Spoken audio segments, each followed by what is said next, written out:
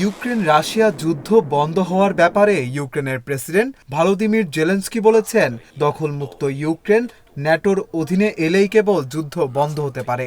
Sky নিউজের সঙ্গে দীর্ঘ সাক্ষাৎকারে জেলেনস্কি এ মন্তব্য করেছেন বলে জানিয়েছে ব্রিটিশ সংবাদ মাধ্যম বিবিসি।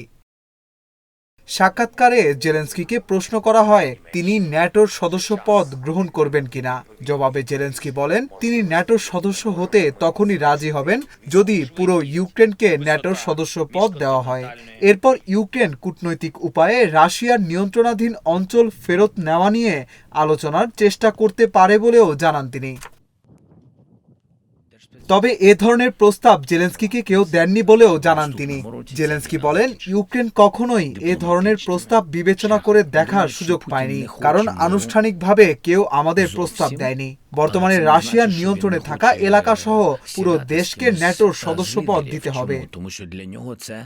জেলেনস্কি আরো বলেন আপনি একটি দেশের শুধুমাত্র একটি অংশকে আমন্ত্রণ জানাতে পারেন না, কারণ এভাবে আপনি শুধু কিয়েভের নিয়ন্ত্রণে থাকা ভূখণ্ডকে ইউক্রেন বলে স্বীকৃতি দেবেন এবং বাকি অংশ রাশিয়া হয়ে যাবে।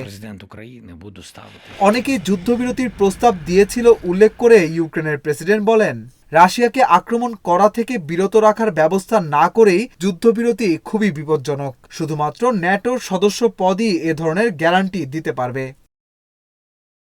ইউক্রেনের মিত্ররা পর্যাপ্ত আগ্রহ দেখালে আগামী বছরে যুদ্ধ শেষ হতে পারে বলেও মন্তব্য করেছেন ভলোদিমির জেলেনস্কি।